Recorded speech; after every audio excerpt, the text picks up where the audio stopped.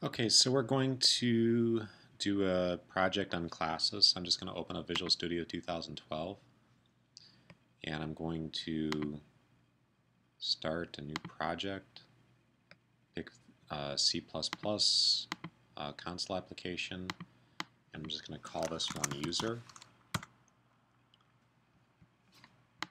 I'm going to pick an empty project, uncheck that, and hit finish. Okay, now I'm going to enter my .h file under header, and I'm going to just call it user, and I don't have to put in the .h. It actually puts it in for me. And then I'm going to do this on CPP for the implementation file, and do this on the main, which is going to run it. So I'm just going to put in like user underscore main. Okay.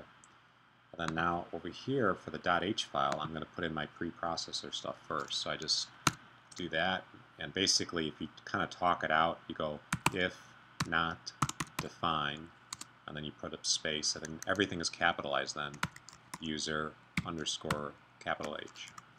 Then you go define, same thing, that'll give it some space, and then you just go end if.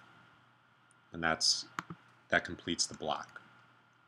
Okay, now go ahead and build the block for the class. Class, user,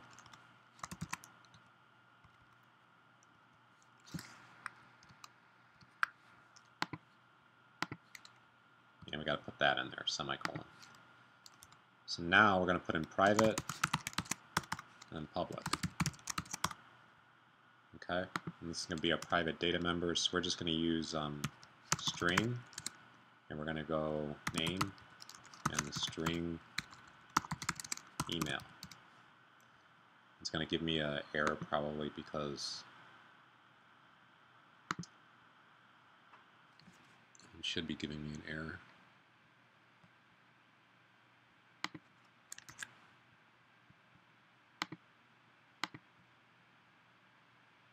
Yeah. Well, let's see if it gives me an error eventually. Because I didn't include string up here, so it should be giving me an error. Anyway, so I'm going to put in the constructor. This is the default constructor. Okay, so the job of this default constructor is it initializes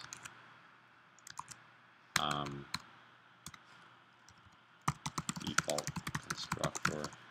It initializes the private data members. Okay. Now, if we're going to implement it over here, in other words, we're going to define it. We put in, name equals, what we want it to equal to, and same with email. But we're going to do that inside of the implementation file. We're also going to make up a user-defined constructor later on, but let's just go ahead and do a get method. So we're going to go string get name, string get email. And again, if we were going to implement it over here, you would just go return email, just like that. But we're going to do it inside the implementation file. Okay. Now, let's do it inside the implementation file. We're going to do include iostream using namespace std, and in order to include this, we need to go include user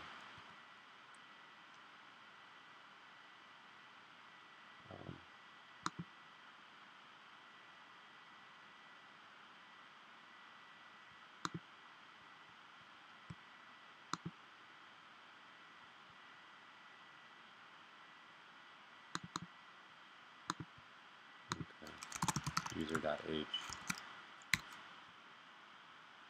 Okay. And then now we're going to go user colon user, and this is going to be name equals Spencer, email equals sdavis6@gvst.edu. Okay, and then now we're going to go string double, oh, not double. Okay, get name.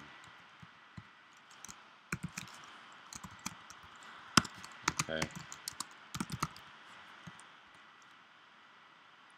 And then string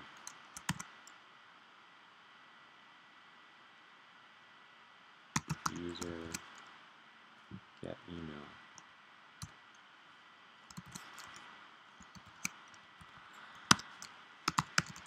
Return email. Okay. Now let's go to the main file, include tile stream, include user H. I don't know why it has that debug thing inside of there.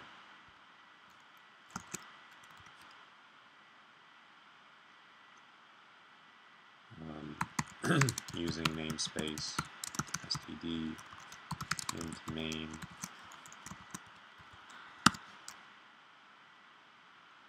And then now we've got return 0. Gotta keep the window open, can get. Now we're going to create an object, user string name equals user.get name, and string email equals user.get email, name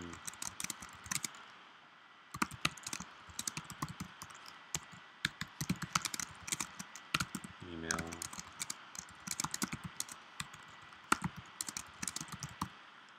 Okay. What's wrong with this operation?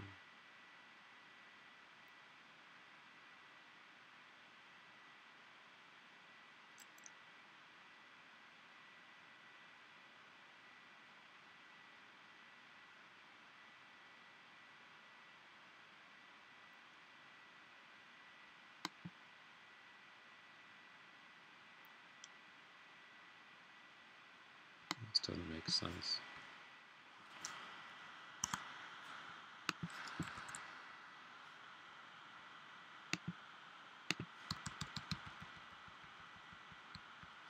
This is right. Like that. Name.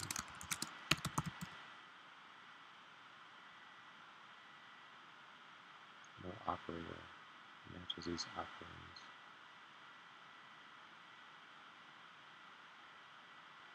I need to put include string.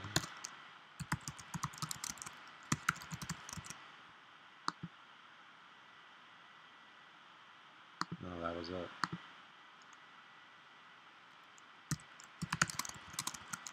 Email.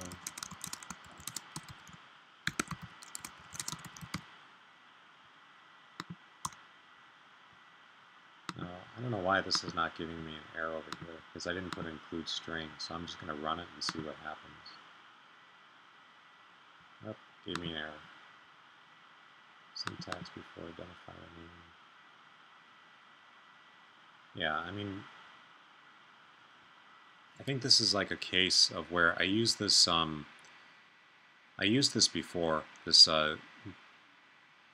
name for a project. I called it user. I deleted it and then I created a new one. I don't know if Windows keeps something in a different area with their IntelliSense, and if I create the same project, it won't run, but maybe the IntelliSense is not picking it up. But in order to actually make this run, because it's not giving us an error right now, we're using string. Anytime you use string, you always got to go include string.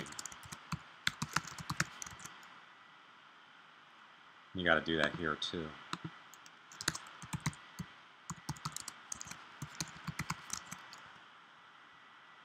Okay. And we're doing it over here. So now let's run it. It's giving us errors as well. Oh, semicolon. Where's the semicolon?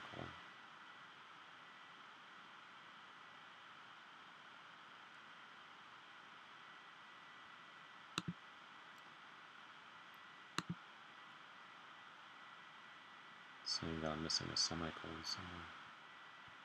Oh, no, that's right. Include string, semicolon, semicolon, semicolon, semicolon, semicolon.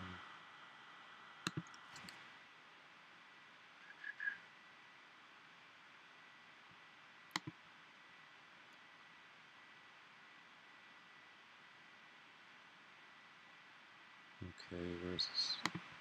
Saying missing identifier int assumed. Maybe this is because I didn't put the namespace in here. Let me try that. Using namespace std. And I have it over here, and I have it over here. So let me try it now. I'm going to go clean solution, and then rebuild, and see what happens. Succeeded. I'm going to just run it. All right, now it works. All right, so I think what it was is that the IntelliSense is supposed to like kind of help you a little bit. It's supposed to, you know, over here give you some underlying, you know, like an underline in red saying, hey, something's wrong. And then when you put something in there, like include string, it still gives you a problem. Then you put using namespace, so then it doesn't give you any more problems. So I had made a thing before with this name, a project called user. I deleted it from the directory. I went over here and, you know, went in 2012 and went in projects, and I deleted it totally from here. But maybe this keeps like a IntelliSense or something, and I called it user again, and then it didn't give me, maybe it just had like in cache or something like that, that I put in these things, and then it didn't give me an error.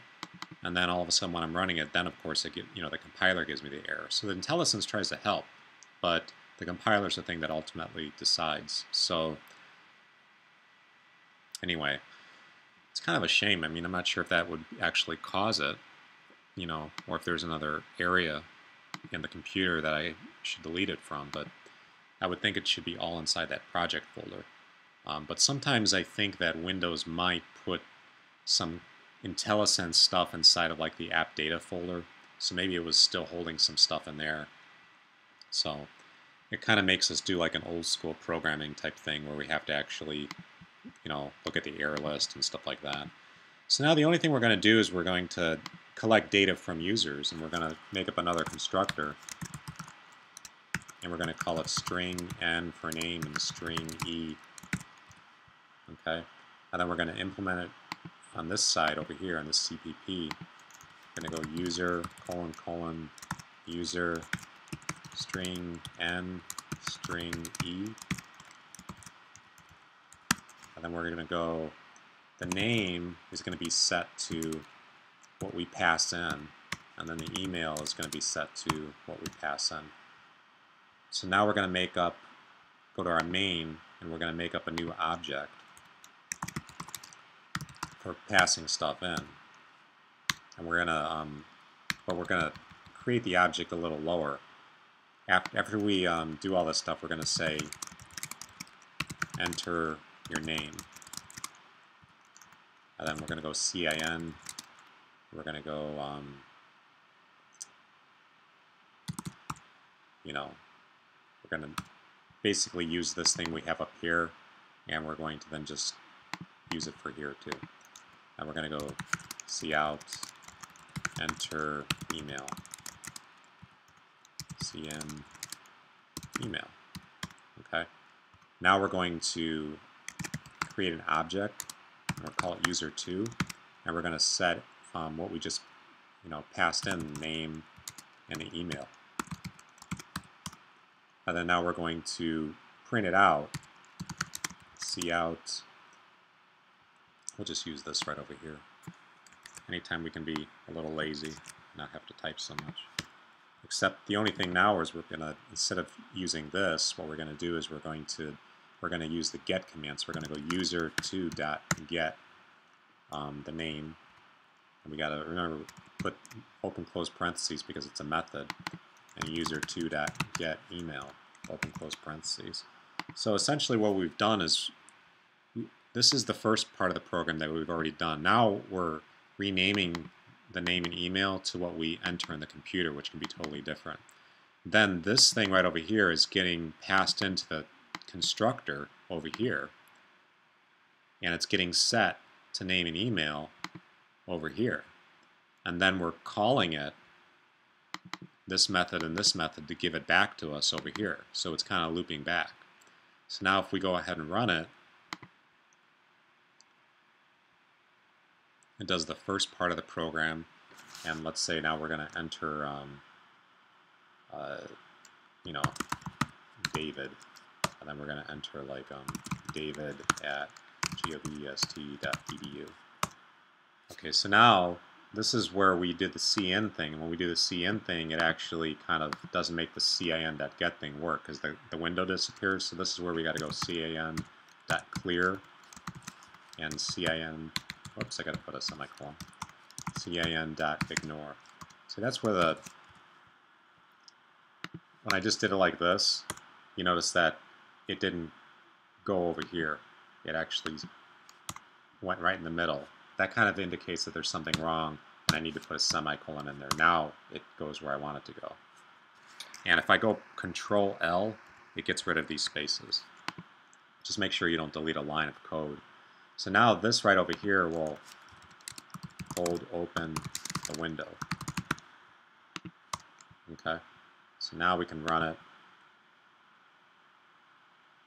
and we can go David, we can go David at govest.edu, and it'll print it out to us. Now the only other thing is that, let's say for example, if we want to type in the entire name, you know, like let's say we go Spencer Davis, and then all of a sudden now it totally messes up. This is basically because CIN, what we need to do is we actually, instead of going, instead of using this right over here, we actually need to go get line CIN name. Let me just comment that out. And then get line CIN email. I'll comment this out. Now I think it should work okay, because this get line thing actually gets everything. If you put a white space in there, it's going to get the white space also. So, you know, and of course we want white space if we're going to put names. So enter email sdavis, let's say 7 at govest.edu. Now it should work. So that's the basics on how to build a class using strings and how to deal with IntelliSense problems. If you obviously created another, you know, project and you deleted it, and it's Windows is remembering the IntelliSense in the app data folder, I think, and then now you're figuring out why am I getting errors, and you know, just remember, if you're going to have a class, most of the time you're never going to have to put in using namespace and include string. But if you're going to use strings right over here, then you're going to have to put this stuff in. And the implementation, we usually include all this stuff anyway. The main, we created one object for the default constructor. So this is just to initialize everything, you know, initialize. And then right over here, we did, you know, a CIN, and then it gave us a problem, so we had to use this get line. So normally we could use CIN, but if we're going to then be using strings and white spaces, you got to use this get line instead. And then we created an object, we pass this through our object, then we use the get command to print it out to the screen, and then we also added this stuff in there to make sure that we could hold the window open if we're using CIN. And this is only in Windows. So that's it. So watch it over again and try and put this on one side of the screen and put your IDE on the other side of the screen and type what I type, and eventually you'll be able to do it. Now the other thing is that if we're going to turn an assignment in, what I want you to do is you go to your documents, you go to whatever Visual Studio you're using, which would be, in my case, 2012. Then I go to projects, then I go to the folder, and then I look over here, and what I'm going to do is I'm actually going to open up another window, and I'm going to just show my desktop, and I'm going to copy and paste this on my desktop. Okay. Then what I'm going to do is I'm going to add to archive and create a zip file. So now I can actually take the entire project, and if you want to show me what you've done, that's exactly how you got to show me, because if you just include the solution doesn't have all of these external dependencies. So you actually have to go inside the subdirectory, Documents, Visual Studio, Projects, and just go over here. And I say it's always best to copy and paste this to the desktop, because in this folder you might have like, what do they call it? Administrative, rights, where you can't do certain things in this folder. So it's always good to make a copy of stuff anyway. So just copy, paste it to the desktop, then go ahead and add it to a zip file, then go ahead and hand it in. And if you want me to look at it, then you can go ahead and do that. Send it to me. I'll look at it. But the point is that I need to get these files, user.cpp, main, and I won't get those files unless you do it that way. All right, well, have a good day. Thanks.